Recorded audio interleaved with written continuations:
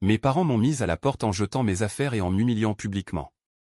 Ils criaient que je leur devais 16 000 $. Je leur ai simplement dit, vous allez le regretter. Ils se sont moqués de moi. 3 semaines plus tard, mon téléphone a explosé, 56 appels me bombardaient chaque minute. Mon nom est Mallory Bennett. J'ai 28 ans. Et la nuit où ma mère a jeté ma vie sur l'allée, j'avais encore de la poussière de cloison sèche sur mon blazer, provenant d'un chantier de rénovation de l'autre côté de la ville.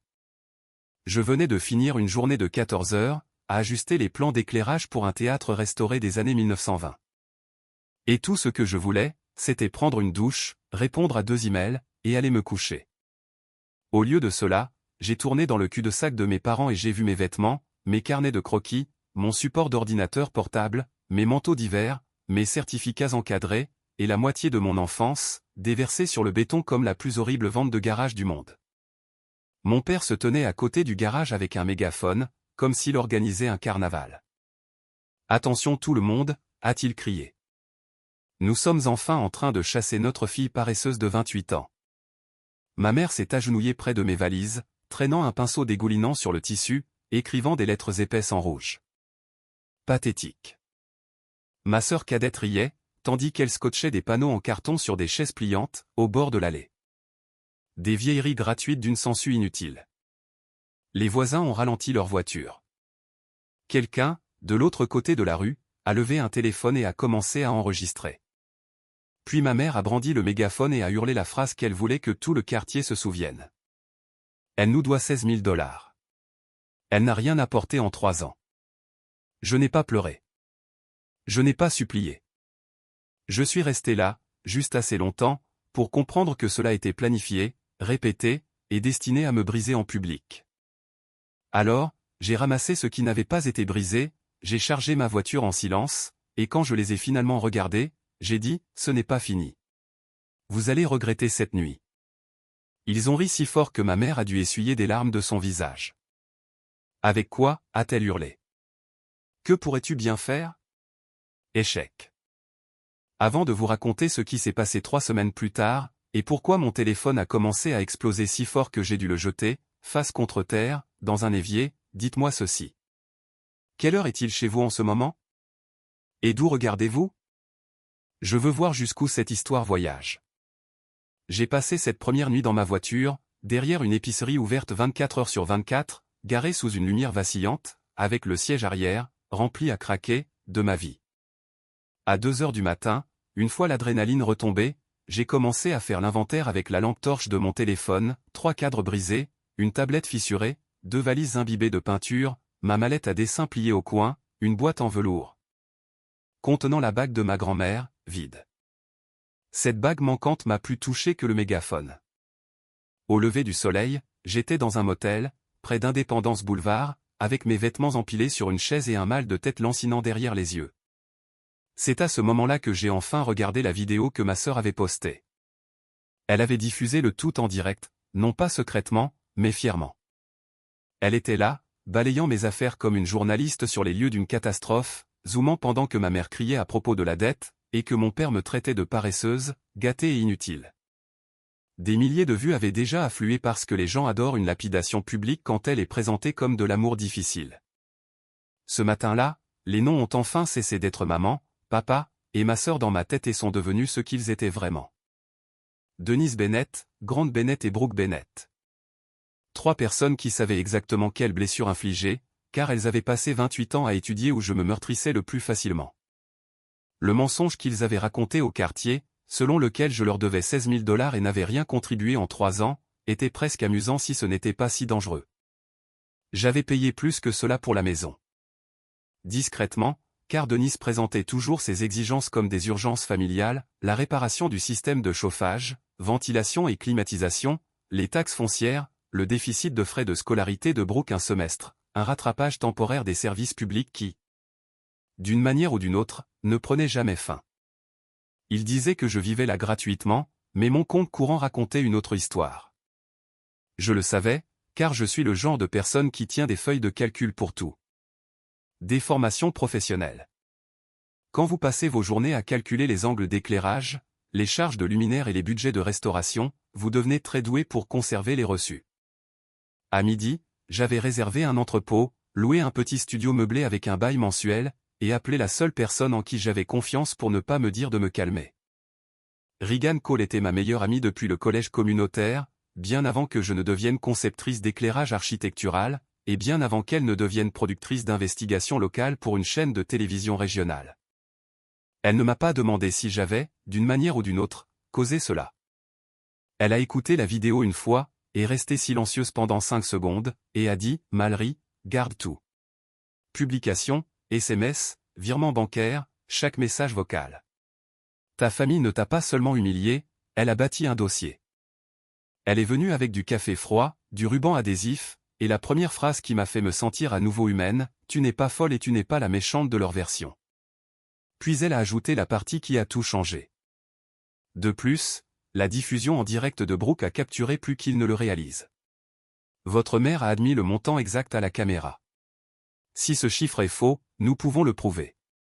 Et s'il ne l'est pas, il pourrait devoir expliquer où votre argent est réellement allé. C'est le premier instant où la nuit a cessé de ressembler à une fin et a commencé à ressembler à des preuves. 2 jours plus tard, Regan m'a conduite au bureau de son frère aîné, Nathan Cole, un avocat civil à la voix calme, capable de calmer les personnes paniquées avant qu'elles ne s'effondrent. Ses murs étaient tapissés de diplômes encadrés et d'une affreuse lampe qui vacillait toutes les quelques minutes, ce que j'ai immédiatement remarqué car le mauvais éclairage m'a toujours dérangé plus qu'il ne le devrait. Nathan a regardé la diffusion en direct, a lu la première pile de captures d'écran, puis a demandé mes relevés bancaires, les registres de transfert, les notes Venmo et l'historique des emails avec mes parents. Je m'attendais à ce qu'il me fasse un discours dramatique sur la justice. Au lieu de cela, il s'est penché en arrière, a croisé les mains et m'a dit quelque chose de beaucoup plus froid. J'ai eu un client il y a 2 ans dont la famille l'a publiquement calomnié. Il a dit qu'il voulait une fantaisie de vengeance. Ce qu'il a obtenu, ce sont 6 mois de factures d'avocat et aucune satisfaction parce qu'il n'avait pas de documentation. Vous en avez. C'est la différence entre la douleur et le levier. Puis il a commencé à énoncer des faits que je n'avais pas voulu voir. Denise m'avait envoyé à plusieurs reprises des SMS de demandes urgentes. Paiement de la taxe, avis d'assurance, manque à gagner sur l'hypothèque. Garde ça entre nous. Ne contrarie pas ton père. Grant m'avait envoyé des factures scannées et m'avait demandé de payer les fournisseurs directement car son compte était temporairement bloqué. J'avais traité ces messages comme un devoir familial. Nathan les a traités comme une chronologie financière. À la fin de cette première réunion, il a souligné 3 choses qui m'ont fait tomber l'estomac. Premièrement, les 16 000 $. Denise a crié dans un mégaphone, correspondant presque exactement à ce que j'avais payé pour la maison au cours des 36 derniers mois. Deuxièmement, plusieurs notifications de permis de compter pour des rénovations sur la propriété de mes parents avaient été envoyées à mon adresse email, pas à la leur. Et 2 formulaires semblaient porter ma signature électronique sur des projets que je n'avais jamais autorisés. Troisièmement, la police d'assurance habitation de la propriété m'énumère comme codemanderesse sur un dossier mis à jour, soumis 8 mois plus tôt. Je ne l'ai jamais signé. Je n'y ai jamais consenti. Nathan a fait glisser les copies sur le bureau et a dit, Mallory, il ne s'agit plus seulement de maltraitance émotionnelle.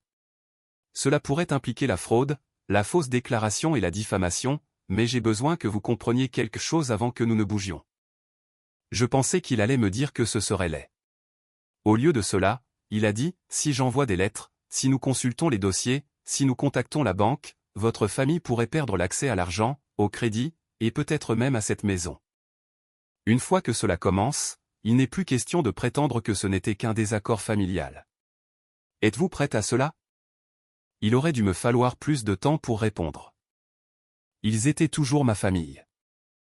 Denise préparait mes déjeuners avec des petits mots. Grant m'a appris à changer de pneus. Brooke se glissait dans mon lit pendant les orages. Mais les familles n'ont pas une licence à vie pour vous briser. Les familles n'ont pas le droit de peindre vos valises en rouge et d'appeler ça de l'amour. Oui, ai-je dit. Je suis prête. Nathan a acquiescé une fois et a commencé à dicter une lettre de conservation à son assistant. Conservez toutes les communications. Ne supprimez pas les publications. Cessez et renoncez aux fausses déclarations, fournissez une comptabilité des fonds reçus de Mallory Bennett au cours des 3 dernières années. C'était la musique la plus terrifiante que j'ai jamais entendue.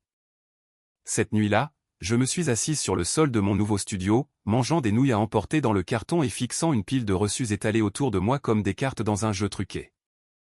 Et pour la première fois, la question n'était pas de savoir comment je pourrais survivre à ce que ma famille avait fait. La question était de savoir quelle part de ma vie ils avaient construite sur l'hypothèse que je ne riposterais jamais. Mes parents n'ont pas répondu à la première lettre de Nathan avec peur. Ils ont répondu avec arrogance. Denise a publié une longue diatribe sur Facebook à propos d'enfants qui utilisent des mots-clés de thérapie pour justifier leur égoïsme. Grant a commenté en dessous avec un verset biblique sur l'honneur de son père et de sa mère. Brooke a republié des extraits de la diffusion en direct de l'allée avec des émojis rieurs et la légende, quand les parasites rencontrent enfin les conséquences. Il pensait que plus fort signifiait plus vrai. Ce qu'il ne savait pas, c'est que Nathan avait déjà assigné des dossiers de routage bancaire liés au virement que j'avais effectué, et Regan avait commencé à poser des questions discrètement par le biais de contacts locaux. Car Denise siégeait au conseil d'administration d'une collecte de fonds pour les arts du quartier, qui dépendait fortement d'une publicité familiale.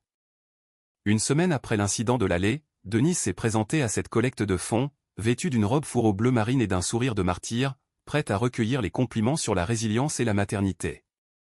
J'y suis allé aussi, non pas parce que je voulais faire une scène, mais parce que je voulais des témoins. L'événement se tenait dans le hall d'un hôtel ferroviaire restauré du centre-ville. Tout en rampe de laiton, lustres et donateurs fortunés faisant semblant de ne pas entendre les ragots. Je suis arrivé en pantalon noir, chemisier crème, et le blazer dont Denise avait dit un jour qu'il me rendait trop ambitieuse pour être aimable. Nathan m'a accompagné, non pas comme un exécuteur style film, mais comme un rappel silencieux que les faits étaient entrés dans la pièce. Denise m'a vu la première. Son sourire s'est évanoui, puis s'est remis en place si rapidement que cela m'a presque impressionné. Mallory, dit-elle à voix haute, saisissant le bras d'un donateur avant que je ne puisse répondre. Ma fille traverse une phase difficile, mais nous prions pour la guérison. Grant s'est avancé vers nous, Brooke 2 pas derrière, filmant déjà sur son téléphone, car apparemment toute la famille avait confondu l'humiliation avec un passe-temps. J'ai laissé Denise parler. J'ai laissé Grant dire que j'étais instable. J'ai laissé Brooke murmurer que tout le monde devrait savoir que je les avais saignés à blanc. Puis, quand assez de gens se sont rassemblés sans faire semblant de ne pas écouter, j'ai posé une question. Denise, voulez-vous répéter la partie où je vous devais 16 000 $? Elle a levé le menton. Absolument. J'ai sorti mon téléphone, l'ai connecté à l'enceinte portable que Nathan m'avait tendue à l'extérieur, et j'ai diffusé le clip de l'allée où elle criait le chiffre dans le mégaphone. Puis j'ai brandi les relevés imprimés, chacun avec des dates, des montants et des libellés, taxes foncières, réparation de la chaudière, paiement scolaire, manque à gagner d'assurance, plomberie d'urgence. Je les ai lus un par un, sans jamais élever la voix. Ceci, c'est 4 000 $ pour les taxes du comté. Ceci, c'est 2 200 $ pour le remplacement de votre système de climatisation. Ceci, c'est 800 $ pour le solde des frais de scolarité de Brooke. Ceci, c'est la prime d'assurance que vous m'avez dit empêcherait l'annulation. Ceci, c'est l'entrepreneur en toiture que j'ai payé directement après que vous ayez dit que la banque avait bloqué votre compte. La pièce est devenue silencieuse d'une manière que je n'avais jamais entendue auparavant. Non pas vide, mais stupéfaite. La couleur de Denise a changé. Grant m'a dit que je les mettais dans l'embarras. Non, j'ai dit, ce qui vous a embarrassé, c'est qu'on vous dise non pour la première fois. Puis Nathan s'est avancé et s'est présenté. Non pas de façon théâtrale, juste assez clairement pour que les donateurs, les membres du conseil et les bénévoles présents comprennent que les rumeurs avaient maintenant des papiers. Il n'a menacé personne. Il a simplement déclaré que de fausses allégations publiques concernant la dette, la contribution et la dépendance avaient été documentées et étaient en cours d'examen, ainsi que l'éventuelle utilisation non autorisée de mon nom sur des documents de propriété et d'assurance. Brooke a baissé son téléphone. Denise a essayé de rire, mais le rire sonnait comme du verre qui se fissure. Une femme du Conseil des Arts a demandé si la diffusion en direct était réelle. Une autre a demandé si la famille avait effectivement jeté mes affaires dehors. Grant a commencé à parler trop vite, ce que font les hommes coupables lorsqu'ils réalisent qu'il n'y a plus de raccourci sympathique. Je suis parti avant que la dispute ne dégénère. Dans le parking souterrain, mes mains tremblaient tellement que j'ai laissé tomber mes clés 2 fois.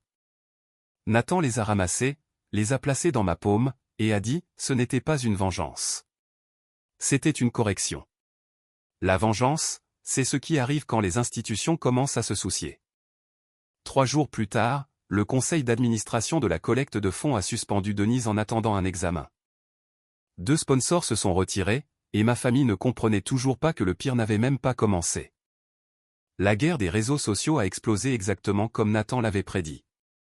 Denise a doublé la mise avec un post affirmant que j'avais falsifié des documents et manipulé la générosité familiale privée en une attaque publique. Grant a écrit que j'étais amer parce que j'avais échoué dans la vie et que j'avais besoin de quelqu'un à blâmer. Brooke a mis en ligne une vidéo larmoyante insistant sur le fait que j'avais toujours détesté la famille parce que je ne pouvais pas gérer les responsabilités d'adulte. Pendant environ 6 heures, cela a fonctionné. Des gens qui nous connaissaient à peine ont partagé des opinions à moitié informées. Des parents éloignés sont sortis de nulle part pour dire que le sang devait rester privé. D'anciennes connaissances de l'Église ont posté des commentaires sur la grâce et la rébellion comme s'il y avait des médailles pour l'utilisation des Écritures pour excuser la cruauté. Puis Reagan a diffusé un segment sans nommer chaque détail juridique, mais avec suffisamment d'informations vérifiées pour faire basculer le terrain sous les pieds de mes parents. Cela s'est concentré sur un schéma plus large. L'humiliation publique des enfants adultes, le contrôle financier familial coercitif, et les dangers des faux récits en ligne lorsque les preuves vidéo et les registres de paiement racontent une autre histoire. Mon visage était partiellement masqué. Les images de l'allée ne l'étaient pas. Ni le mégaphone. Ni les panneaux. Ni le chat en direct de Brooke acclamant pendant que mes affaires étaient couvertes de peinture. La sympathie publique a basculé si violemment que j'ai presque eu le coup du lapin. Les gens n'avaient pas besoin que je pleure devant la caméra. Ils avaient juste besoin de voir ce que Denise et Grant avaient fait de tout leur corps et sans aucune honte. Une fois l'histoire inversée, les conséquences ont commencé à tomber comme des dominos. Le Conseil des arts du quartier a demandé à Denise de démissionner définitivement. Le cabinet dentaire où elle travaillait à l'accueil l'a mise en congé administratif après que des parents se soient plaints de sa conduite en ligne. La petite entreprise d'ébénisterie sur mesure de Grant a perdu 2 contrats en attente lorsque des clients ont envoyé un email demandant si l'homme qui avait crié sur sa fille avec un mégaphone était le même homme qu'ils voulaient chez eux. Le passe-temps d'influenceuse style sororité de Brooke s'est effondré presque du jour au lendemain lorsque des marques se sont retirées et que les commentaires ont été inondés de clips de l'allée. Pendant ce temps, Nathan a déposé une demande formelle de rétractation, de conservation de tout le matériel numérique et d'une comptabilité complète des fonds qu'il prétendait que je leur devais. Il a également envoyé des avis concernant une possible usurpation d'identité après que nous ayons obtenu des copies de soumission du comté qui semblaient contenir ma signature numérique. Mon téléphone a commencé à se remplir de numéros inconnus. Certains étaient des journalistes à la recherche de citations. Certains étaient des parents qui m'avaient ignoré pendant des années, mais voulaient soudain entendre les 2 versions. Certains étaient des inconnus me qualifiant de courageuse, ce que je ne savais pas comment porter, car la bravoure semblait plus propre que ce que je ressentais réellement. Ce que je ressentais était la fatigue, la fureur, la vindication, le chagrin. Puis vint la première vraie fissure chez ma sœur. Brooke a envoyé un message à 1h14 du matin. Je ne savais pas que maman utilisait ton nom sur les papiers. Je jure. Elle a dit que tu étais d'accord. S'il te plaît, appelle-moi. Je n'ai pas répondu. 15 minutes plus tard, un autre est arrivé. Elle dit que si tu dis juste aux gens que c'est un malentendu, tout cela s'arrête. Ce message m'a tout dit. Il pensait encore que mon silence était le levier. Il croyait encore que j'existais pour nettoyer leur désordre. Alors, au lieu d'appeler Brooke, j'ai envoyé la capture d'écran à Nathan. Le lendemain matin, il a transmis un avis du comté confirmant une enquête sur des divergences dans des demandes de permis liées aux améliorations de la propriété de mes parents, une conversion d'atelier détaché, des mises à niveau électrique et une extension arrière qui avaient augmenté l'évaluation de la maison. Des améliorations faites pendant que Grant me disait que la maison tenait à peine le coup. Des améliorations déposées en utilisant un nom et une adresse email qui me désignaient directement. Cet après-midi-là même, le prêteur examinant la demande de refinancement de mes parents a suspendu la demande. Leur accès à de l'argent rapide a disparu. La maison qui avait servi de scène à Denise et de royaume à Grant est soudainement devenue un fardeau avec des papiers à l'appui. C'est alors que les appels ont commencé à changer de ton. Non pas en colère, mais paniqués. Mallory, décroche. Ça a été trop loin. La banque pose des questions. Ta mère a des douleurs thoraciques. Brooke s'effondre. Nous pouvons en parler en famille. Drôle de voir comment la famille devient toujours sacrée, à la minute où la responsabilité entre en jeu. Exactement 3 semaines après que Denise a peint ma valise et m'a traité de moins que rien, je révisais des maquettes d'éclairage dans mon bureau, quand mon téléphone a commencé à vibrer sur le bureau, comme s'il essayait de s'échapper. Un appel, puis un autre, puis 3 à la fois. Grant, Denise, Brooke, ma tante Céleste, mon cousin Dean. Un numéro inconnu du bureau du comté, puis un déluge de SMS si rapide que je pouvais à peine les lire. Appelle-moi maintenant, s'il te plaît. Il parle de charge. La maison. On pourrait perdre la maison. Je sais que tu es en colère, mais c'est ta famille. S'il te plaît, appelle-moi avant que ça n'aille plus loin. Mon téléphone professionnel a sonné aussi. Puis mon email s'est illuminé. Puis message vocal après message vocal a déferlé jusqu'à ce que le nombre de notifications atteigne des chiffres que je n'avais vus que lorsqu'une célébrité meurt. 56 appels en moins d'1 heure. J'avais l'impression d'être bombardé de 6 directions à la fois, à chaque minute.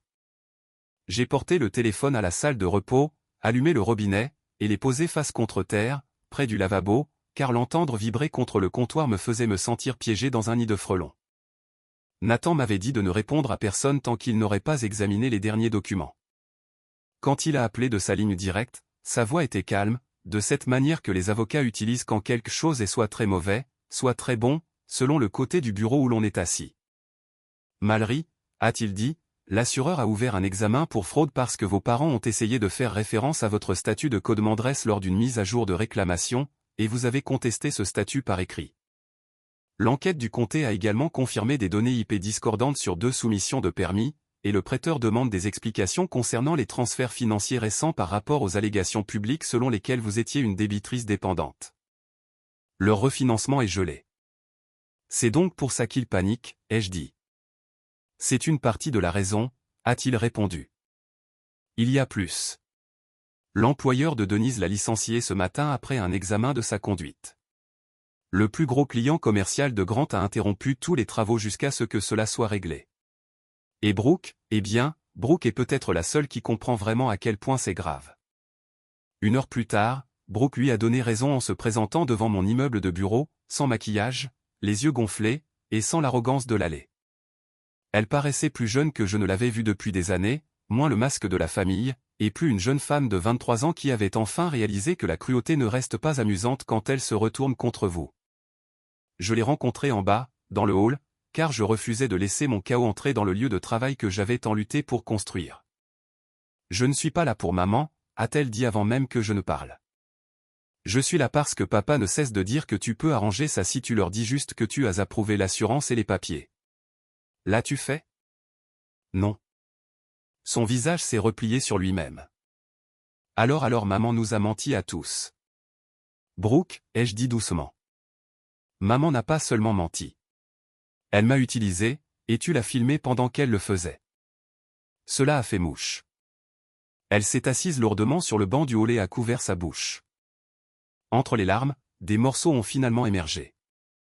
Denise jonglait avec les factures depuis des années, cachant les avis à Grant jusqu'à ce qu'ils deviennent des urgences.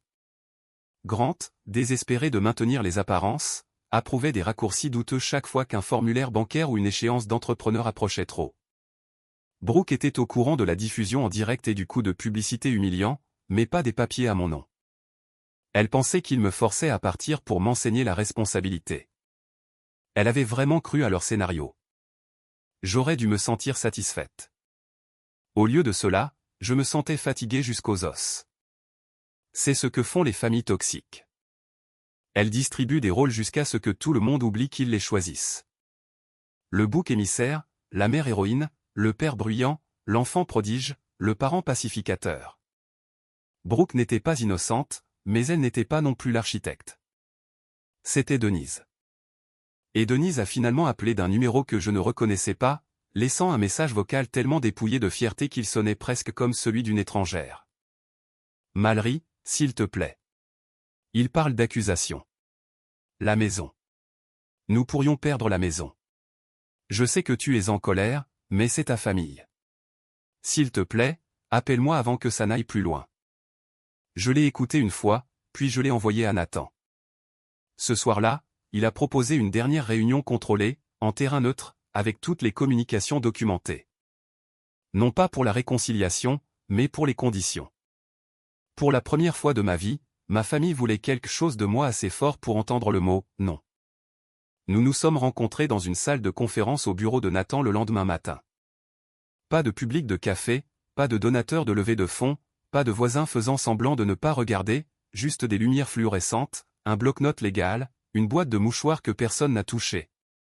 Et le genre de silence qui force les gens à affronter la version d'eux-mêmes qu'ils ont fui. Denise avait l'air 10 ans plus vieille que sur l'allée. Les épaules de Grant s'étaient effondrées vers l'intérieur, comme si la colère avait été la seule chose qui maintenait sa colonne vertébrale droite. Brooke était assise à l'extrémité de la table, se tordant les mains et me regardant comme si elle ne savait pas si elle avait le droit de le faire. Nathan a commencé par établir des règles. Une personne parle à la fois. Pas de cris, pas de réécriture de faits documentés, et pas de communication directe avec moi en dehors des canaux approuvés par le conseil, à moins que je ne choisisse autrement. Denise a pleuré avant que nous n'ayons 5 minutes de conversation. Non pas des larmes élégantes, non pas des reniflements manipulateurs. Elle sanglotait comme quelqu'un qui voit le sol s'effondrer sous une vie qu'elle pensait que les apparences pouvaient toujours sauver. J'étais submergé, a-t-elle dit. J'essayais de tout tenir ensemble. Je ne voulais pas que ça aille aussi loin. Je l'ai regardé et j'ai ressenti quelque chose de plus froid que la haine. Clarté. Vous avez acheté de la peinture rouge, ai-je dit. Vous avez trouvé un mégaphone. Vous avez fait des pancartes. Brooke l'a filmé. Papa l'a annoncé au quartier. Ça n'est pas allé trop loin. C'était le plan. Grant a essayé d'intervenir avec un discours sur le stress, la fierté et la pression financière, mais Nathan l'a arrêté et a fait glisser des copies des formulaires contestés sur la table. Avant que cela ne redevienne émotionnel, a-t-il dit, nous devons aborder la question pratique. Mallory n'a pas autorisé l'utilisation de sa signature ou de son statut sur ces documents. Elle n'a pas consenti à être désignée comme codemanderesse sur le dossier d'assurance mis à jour. Elle ne doit pas les 16 000 $ réclamés à plusieurs reprises en ligne et en public. En fait, les dossiers disponibles montrent le contraire. Denise a murmuré, nous le rembourserons. Nathan a répondu pour moi, le remboursement est une condition, pas la seule. Puis, ce fut mon tour. J'avais répété quelque chose de féroce et de cinématographique dans ma tête la nuit précédente. Mais quand le moment est venu, je n'ai pas eu besoin de théâtre. J'avais besoin de précision. Voici ce qui va se passer ensuite. J'ai dit, vous publiez une rétractation écrite complète, non vague, non spiritualisée, spécifique. Vous admettez que j'ai contribué financièrement au ménage. Vous admettez que j'ai été publiquement humilié. Vous supprimez chaque publication, vidéo et commentaire m'attaquant. Brooke retire le live stream définitivement et publie ses propres excuses. Papa envoie un avis écrit au client à qui il a menti si mon nom a été mentionné. Maman, tu rembourses chaque dollar documenté, selon un échéancier approuvé par Nathan. Tu ne contactes pas mon lieu de travail. Tu ne te présentes pas chez moi. Tu ne demandes pas à des proches de me faire pression. Si l'une de ces choses se produit, Nathan procède sans négociation. Denise m'a regardé comme si elle ne m'avait jamais vu. Peut-être qu'elle ne l'avait jamais fait. Peut-être que je ne m'étais jamais permis d'être aussi visible. Brooke a commencé à pleurer doucement et a dit, je m'excuserai. Je le ferai. J'ai été horrible avec toi. Cette partie m'a fait plus de mal que prévu parce que, pendant une seconde, j'ai revu la petite fille qui m'apportait des sucettes sur le porche en été.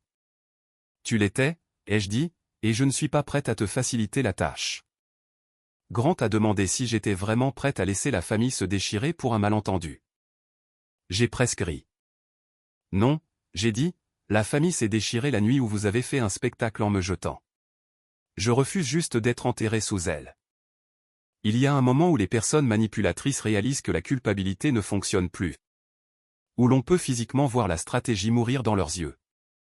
Denise a atteint ce moment en premier. Elle a cessé de supplier, a cessé de recadrer, a cessé de me traiter de dramatique. Elle avait juste l'air fatiguée et honteuse et plus petite que la femme au mégaphone.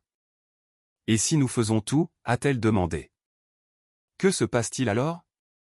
J'ai répondu honnêtement, car les mensonges avaient déjà ruiné assez de ma vie.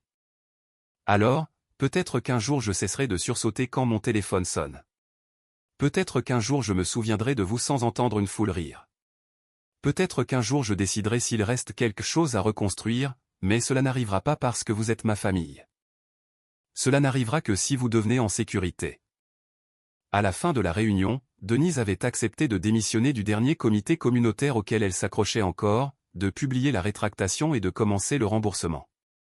Grant a signé un accusé de réception concernant la fausse créance publique, et a accepté de cesser tout contact direct. Brooke a proposé des excuses écrites et, à ma surprise, a demandé des références de thérapie au lieu du pardon. Nathan m'a dit plus tard que c'était la première chose vraiment intelligente que quelqu'un à cette table avait faite. Les déclarations publiques ont été publiées dans les 48 heures. Denise a été traînée en ligne, oui. Mais plus important encore, le dossier a changé. Le silence de Grant est devenu les excuses qu'il pouvait réellement gérer. Les abonnés de Brooke l'ont vu admettre qu'elle avait aidé à humilier sa propre sœur pour l'approbation et l'attention. Certaines personnes se sont moquées d'elle. Certaines l'ont remerciée d'avoir dit la vérité. Je m'en fichais. Je me souciais que le mensonge soit mort. Et quant à la maison, ils l'ont à peine gardée après avoir lutté pour un plan de paiement et vendu des biens que Grant avait autrefois traités comme des symboles de statut. Ils n'ont pas tout perdu. Ils ont perdu l'illusion qu'ils pouvaient me faire n'importe quoi et se considérer toujours comme juste. J'ai emménagé dans un appartement ensoleillé au-dessus d'une librairie à Southend. Je l'ai rempli de lampes chaudes, de lignes épurées et d'exactement rien qui sente la peur. Un mois plus tard, j'ai été promu designer principal sur un projet de restauration de théâtre où j'avais failli me perdre dans le chaos de cette guerre familiale. La nuit où nous avons testé la séquence d'éclairage finale, je me suis tenu seul sur le balcon et j'ai regardé une scène sombre prendre vie sous les repères que j'avais créés moi-même. Ambre doux sur le proscenium, lumière froide sur les rideaux de velours, or fleurissant sur le plâtre qui avait passé des années fissuré et ignoré. Il m'a alors frappé que la restauration ne consiste pas à prétendre que les dommages n'ont jamais existé. Il s'agit de refuser de laisser les dommages être le design final. C'est ce que j'ai fait. Je n'ai pas détruit ma famille. J'ai cessé de me porter volontaire pour être détruite par eux. Et la leçon m'a coûté plus cher que je ne l'aurais voulu. Mais je l'ai apprise tout de même. Le sang ne l'emporte pas sur le respect de soi. Parfois, se choisir soi-même est la seule forme d'amour honnête qui reste. L'amour pour votre avenir, votre santé mentale, et la version de vous qui mérite encore la paix.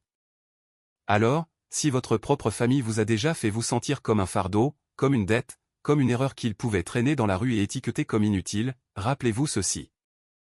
S'éloigner n'est pas une faiblesse. Dire la vérité n'est pas une trahison. Et se sauver n'est pas égoïste. C'est de la survie.